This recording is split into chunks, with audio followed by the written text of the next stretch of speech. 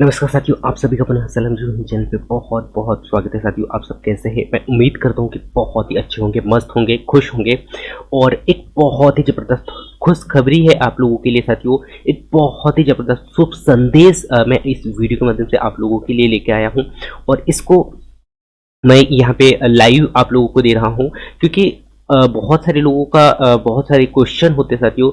और उन क्वेश्चनों का जो हल है वो नहीं ढूंढ पाते हैं, या बहुत सारे लोगों के क्वेश्चन होते हैं उनका जो सही आंसर मैं यहाँ पे दे पाऊँ, इसीलिए मैं यहाँ पे आप लोगों के बीच में ऑनलाइन आया हूँ। और इस वैकेंसी का नाम है साथियों मध्य प्रदेश ग्राम पंचायत सहायक सचिव। क्योंकि इस फॉर्म को अप्लाई करने वाले बहुत सारे मेरे ऐसे साथी होंगे जो कि इस फॉर्म को अप्लाई करना चाहते हैं, और बहुत सारे लोगों को ये पता भी नहीं होगा और बहुत सारे लोगों को पता भी हो चुका होगा, लेकिन वे बहुत ही ज़्यादा कंफ्यूज भी होंगे साथियों, क्योंकि इस वैकेंसी में जॉब पाने के लिए क्या क्या करना होगा और इसका क्या प्रोसेस होने वाला है। क्या इसमें एग्ज़ाम होगा या फिर पंचायत में फॉर्म अप्लाई यानी कि फॉर्म अप्लाई करने के लिए ऑफलाइन करना होगा, ऑफलाइन फॉर्म जमा करना होगा, या फिर ऑनलाइन फॉर्म दर्ज करना होगा। क्या प्रोसेस है इसका पूरा मैं डिटेल से आप लोगों को जानकारी देने वाला हूं। और ये जो वैकेंसी है पिछले काफ़ी दिनों से जो है हमें देखने को मिल रहा है। जैसे पिछले सत्र में भी आपने देखा था, मध्य प्रदेश में जो पंचायत सहायक सचिव का जो भर्ती था उसमें आपको देखने को मिला था होगा, है ना। तो उसमें पिछले बार क्या हुआ था साथियों, पिछले बार जो है फॉर्म ऑफलाइन जमा हुए थे। और इस बार जो वैकेंसी यहाँ पे आया हुआ है नोटिफिकेशन में, जैसे कि यहाँ पे जारी किया गया है, उसमें एक बहुत बड़ा बदलाव भी यहाँ पे हुआ है साथियों। तो उस बदलाव से मैं आप लोगों को रूबरू कराने वाला हूँ कि क्या इसमें नया संशोधन हुआ है, क्योंकि ये वीडियो आप लोगों के लिए बहुत ही महत्वपूर्ण है साथियों, क्योंकि इसमें मैं पूरा डिटेल से आप लोगों को जानकारी यहाँ पे देने वाला हूँ, ठीक है। सो मैं लेके चलता हूँ साथियों नोटिफिकेशन में, और ये नोटिफिकेशन आप भी देख सकते हैं, और ये लास्ट में मैं आप लोगों को बता दूंगा, या फिर ये पीडीएफ जो है वो मैं वीडियो के डिस्क्रिप्शन में डाल दूंगा, सो वहाँ से आप इसे डाउनलोड करके देख सकते हैं, ठीक है। तो यहाँ पे क्या है साथियों, इस नोटिफिकेशन में ऐसा क्या कहा गया है, जैसे कि आप यहाँ पे स्क्रीन पे देख पा रहे होंगे कि मध्य प्रदेश राज्य पत्र में यहाँ पे जारी किया गया है, जो कि पंचायत ग्राम यानी कि पंचायत एवं ग्रामीण विकास विभाग के अंतर्गत यहाँ पे जारी हुआ है, ठीक है। ये आप लोग यहाँ पे ध्यान देंगे, ठीक है। और जो है विनिर्दिष्ट काल अवधि के अवसान होने के पूर्व अवसर मुख्य सचिव एवं मध्य प्रदेश शासन पंचायत कहा जा रहा है, मध्य प्रदेश शासन पंचायत द्वारा पंचायत एवं ग्रामीण विकास विभाग को प्राप्त हो यानी कि प्राप्त हो, और राज्य सरकार द्वारा क्या कहा जा रहा है, राज्य सरकार द्वारा विचार किया यहाँ पे जाएगा, ठीक है। ये यहाँ पे कहा जा रहा है, ठीक है। उसके बाद में यदि मैं यहाँ पे बात करूँ साथियों नेक्स्ट अगले पॉइंट की, ठीक है, तो नेक्स्ट अगले पॉइंट में वैकेंसी निकल रही है। अब यहाँ पे पिछले बार से इस बार अलग क्या देखने को मिला है, इस बार क्या यहाँ पे संशोधन हुआ है, इससे मैं आप लोगों को यहाँ पे रूबरू करा देता हूँ, ठीक है। सो जैसे कि आप यहाँ पे देख पा रहे होंगे, क्या है नियम 5 उपनियम खंड एवं उपखंड यानी कि 4 के स्थान पर अब निम्नलिखित उपखंड स्थापित किया जाएगा। अर्थात यहाँ पे क्या कहा जा रहा है कि रिक्त पदों की पूर्ति की प्रक्रिया पूर्णतः अब क्या होने वाली है, ऑनलाइन होगी। ये एक बहुत बड़ा बदलाव यहाँ पे देखने को मिला है, क्योंकि इससे पहले जो भी फॉर्म अप्लाई हुए साथियों वो होते थे ऑफलाइन, है ना। कैसे होते थे, ऑफलाइन होते थे, लेकिन अब यहाँ पे ऑफलाइन के जगह पे ऑनलाइन होने वाला है, जो कि विभाग के पंचायत दर्पण पोर्टल के माध्यम से ऑनलाइन संचालित की जाएगी। कैसे होगी, ऑनलाइन होगी, और वो भी कहाँ पे आपको फॉर्म अप्लाई करना पड़ेगा। तो ये फॉर्म आपको अप्लाई करने पड़ेंगे साथियों आपके पंचायत में, है ना। आपके पंचायत में, जो कि पंचायत का एक वेबसाइट होता है, जो कि पंचायत दर्पण होता है, उसमें आपको फॉर्म अप्लाई करना है। और ये आपके पंचायत में जो भी सचिव है उनसे आप संपर्क कर सकते हैं, और या फिर पंचायत का जहाँ कार्य होता है वहाँ पे आपको जाके फॉर्म अप्लाई करना होगा, है ना। तो इस प्रकार आपका जो फॉर्म है उससे आप बहुत ही अच्छे से अप्लाई कर सकते हैं। और फॉर्म अप्लाई करने के पश्चात यहाँ पे जो जिलेवार रिक्त पदों की जो जानकारी है, जानकारी सहित विहित प्रारूप में जिलेवार विज्ञापन पीडीएफ फॉर्मेट में आपको पोर्टल पर डाउनलोड यानी कि डाउनलोड करने के लिए मिल जाएगा, है ना। ये उपलब्ध होगा, और ये उपलब्ध होगा साथियों आपको वेबसाइट पे, और इन विज्ञापन को डाउनलोड किया जाएगा और मुद्रित किया जाएगा कि संबंधित जिले की जिला पंचायत तथा जनपद पंचायत कार्यालय सहित सभी सादृश्य स्थानों पर प्रदर्शित किया जाए। यहाँ पे ये जो वैकेंसी है, वैकेंसी का जो पोस्ट है, किस जगह कितने पोस्ट खाली है, ये भी यहाँ पे जो है वेबसाइट के माध्यम से आप लोगों को इसका जो पीडीएफ है, पीडीएफ के फॉर्मेट में मिल जाएगा, है ना। तो वो भी आप देख सकते हैं, और इसका मैं पूरा डिटेल से जानकारी आप लोगों को समय समय पे देते रहूँगा कि किस पंचायत में कितने पोस्ट आए हैं और इसका जो वैकेंसी है कितने पंचायत में कौन कौन कितने पोस्ट आए हुए, इसके पूरा जानकारी मैं आप लोगों को समय समय पर अपडेट करते रहूंगा, ठीक है। सो ये यहाँ पे कहा जा रहा है। उसके बाद में यहाँ पे कह सकते हो, संबंधित जिला स्थानीय समाचार पत्रों में विहित प्रारूप में एक विज्ञापन के माध्यम से, क्या बोल रहा है वो, कि एक विज्ञापन के माध्यम से आशय की संक्षिप्त सूचना जारी करेगा, ठीक है। ये विज्ञापन के माध्यम से आप लोगों तक, यानी कि वेबसाइट के माध्यम से जानकारी आप लोगों तक पहुंचाने का यहाँ पे कहा जा रहा है। उसके बाद में विस्तृत दिशा निर्देश विभाग के पंचायत दर्पण पोर्टल पर जो है सचिव भर्ती खंड में उपलब्ध होगा, ठीक है। तो इसका जो पूरा जो जानकारी आप लोगों को मिलने वाला है साथियों, ये मिलने वाला है आपके पंचायत का जो दर्पण, यानी कि पंचायत का जो वेबसाइट होता है पंचायत दर्पण पोर्टल, उसमें आपको जो सहायक सचिव यानी कि सचिव भर्ती खंड यहाँ पे वहाँ पे बनाया गया है, उस खंड में आप लोगों को इसकी पूरी जानकारी आप लोगों को मिलते रहेगी, और वो आपको कैसे देखना है वो भी मैं आप लोगों को बता दूंगा, ठीक है। सो यहाँ पे नेक्स्ट अगला इसमें देख पा रहे होंगे कि आवेदक केवल विभाग के पंचायत दर्पण पोर्टल पर ही आपको ऑनलाइन आवेदन करना होगा।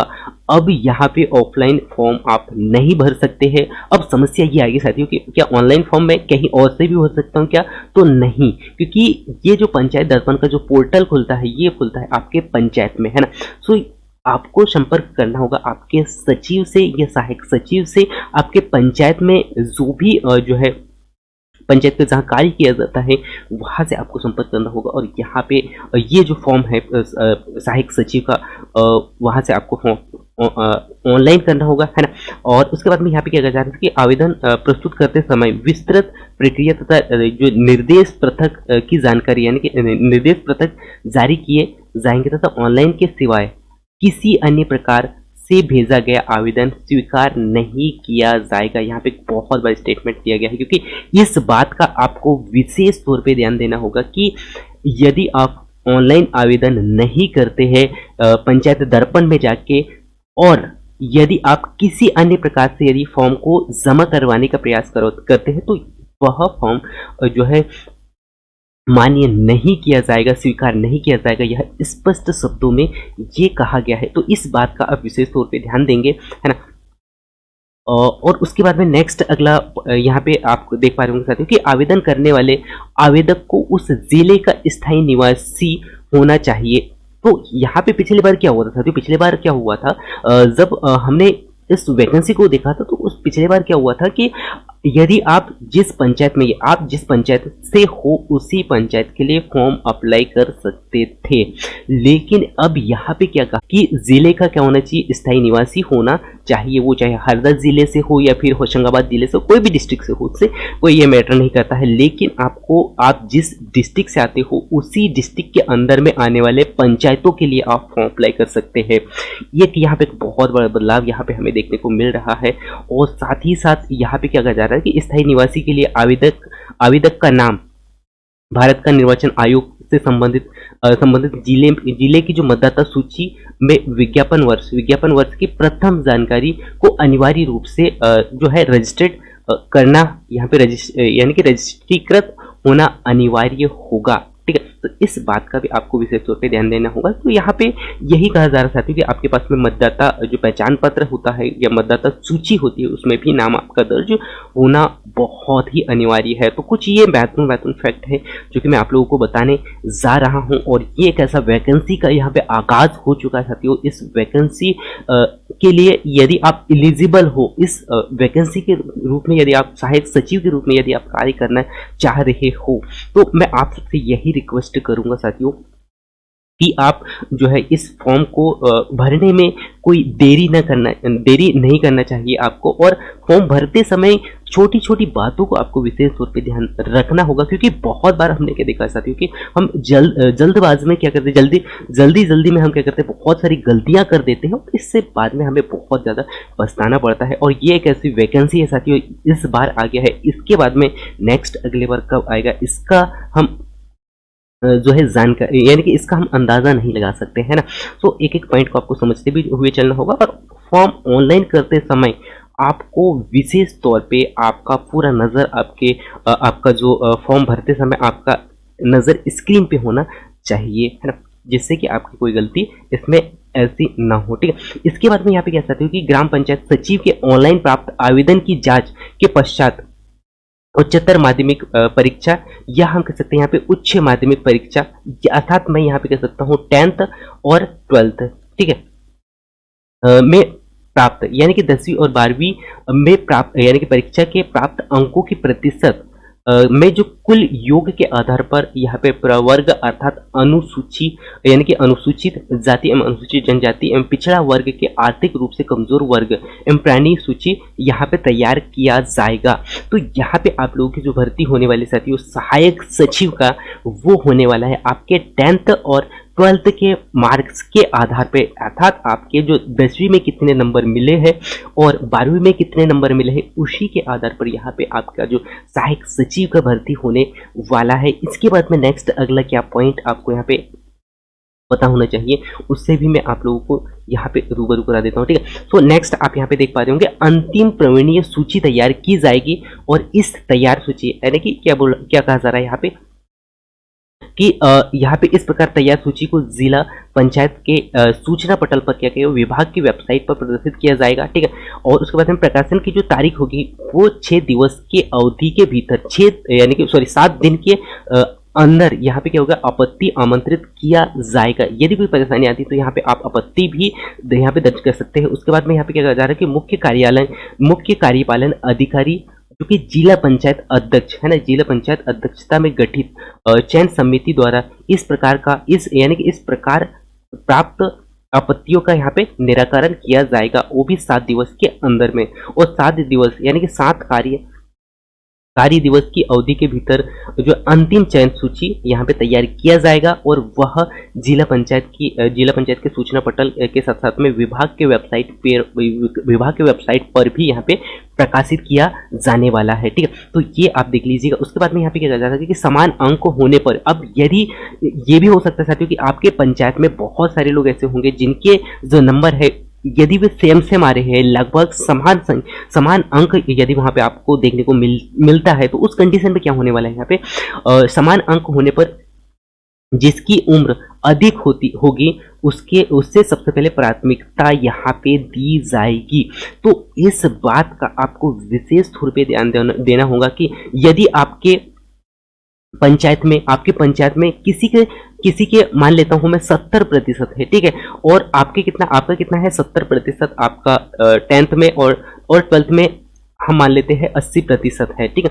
और यदि दूसरा और कोई व्यक्ति है जिसका भी 70% 10th में और 12th में 80% है, तो इस कंडीशन में यहाँ पे क्या होगा, यदि आपका एज मैं मान लेता हूँ आपका एज कितना दिया जाएगा, ठीक है।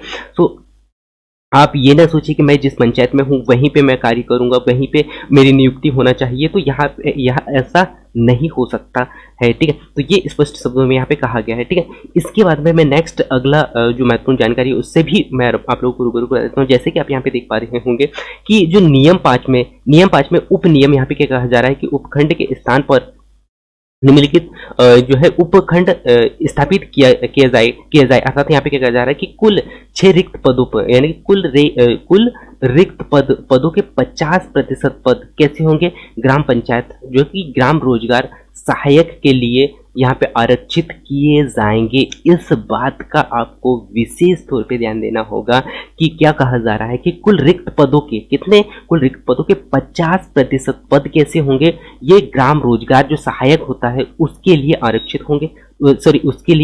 होंगे, ठीक है। इसके बाद में जो नियम 5वां में इसी में क्या कहा गया है कि 7 यानी कि इसमें क्या गया उपखंड के स्थान पर यानी निम्नलिखित उपखंड स्थापित किया जाएगा। अब यहाँ पे क्या है कि जो प्रवीणीय सूची के अनुसार रिक्त पदों की संख्या कितनी होगी, 25%। रिक्त पदों के 25% की एक प्रतीक्षा सूची भी तैयार किया जाएगा और प्रवीणीय सूची तथा जो है प्रतीक्षा सूची जिला पंचायत के सूचना पटल पर विभाग की वेबसाइट पर प्रदर्शित किए जाएंगे और यह सूचना जो है, यह सूची उसके अंतिम प्रकाशन की तारीख से क्या होगी, अंतिम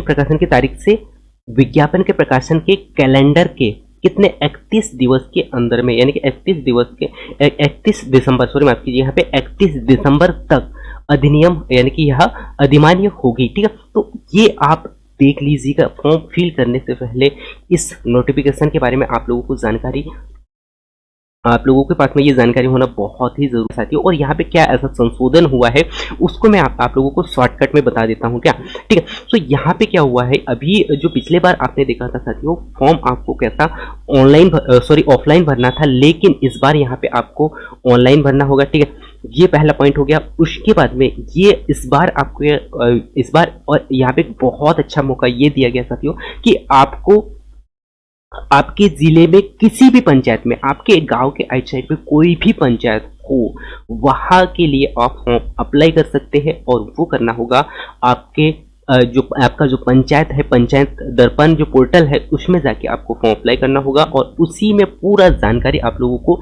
मिलने वाला है। और एक बात मैं आप लोगों को स्पष्ट रूप से बता देता हूं साथियों कि आपको यदि सही जानकारी चाहिए तो आप कहीं और से ना देके, किसी और से ना पता करें, आपको क्या करना है, पंचायत दर्पण का जो पोर्टल है वहां से आप जाके देख सकते हैं, या फिर जो इनके बारे में यानी कि पंचायत के बारे में जो ज्यादा जानकारी रखता है उससे आप संपर्क में रहे, जिससे कि आपको हर एक अपडेट की जानकारी मिलते रहे। और मैं इस चैनल के माध्यम से आप लोगों को समय समय पर जानकारी देते रहूंगा। तो ये आप इस चैनल को भी सब्सक्राइब कर सकते हैं, ताकि जैसे ही मुझे जानकारी मिलेगा मैं आप लोगों तक जानकारी पहुंचाने का प्रयास करूंगा। अब नेक्स्ट अगला यहाँ पे एक बदलाव, जो कि बहुत बड़ा बदलाव यहाँ पे क्या हुआ है कि आप कोई भी डिस्ट्रिक्ट यानी कि कोई भी एक डिस्ट्रिक्ट, जिस डिस्ट्रिक्ट से हो वहां के कोई भी पंचायत के लिए फॉर्म अप्लाई कर सकते हैं। एक यहाँ पे बहुत बड़ा बदलाव हुआ है। दूसरा ऑनलाइन प्रोसेस है, जो कि ऑनलाइन फॉर्म आपको अप्लाई करना है। और एक बहुत जो बड़ा बदलाव यहाँ पे देखने को मिल रहा है मुझे, कि आपको जो है 10th और 12th के हिसाब से ही आपके 10th और जो 12th के मार्क्स के आधार पर आपका यहाँ पे क्या होने वाला है, आपका यहाँ पे सिलेक्शन होगा। और मैंने आप लोगों को क्या बताया चाहती हूँ कि यदि 10th में और 12th में बहुत सारे लोगों के ऐसे नंबर होंगे जो कि सेम नंबर यदि आते हैं, तो उस कंडीशन में जिसका एज यहाँ पे ज़्यादा होने वाला है उसी को पहले पात्रता मिलने वाला है, ठीक है। तो इस बात का विशेष तौर पर ध्यान देंगे और इसका मैंने पूरे डिटेल से आप लोगों को जानकारी दे दिया है। सो इस वीडियो को आप अच्छा से देख लीजिएगा, है ना। और इसका जो पीडीएफ का जो लिंक है वो मैं आप लोगों को वीडियो के डिस्क्रिप्शन में दे दूंगा। सो ये वीडियो कंप्लीट होने के बाद में आप वहां से देख सकते हैं। तो इसका पूरा जानकारी मैंने यहाँ पे दे दिया है। और यदि आपका कोई कमेंट्स हो, आपका कोई क्वेश्चन हो, तो आप कमेंट्स कर सकते हो साथियों। मैं उसका रिप्लाई आप लोगों को बहुत ही जल्द देता हूँ। यदि आपके पास में ऐसी कोई समस्या आ रही हो इस फॉर्म को भरने से पहले, तो आप पूछ सकते हैं।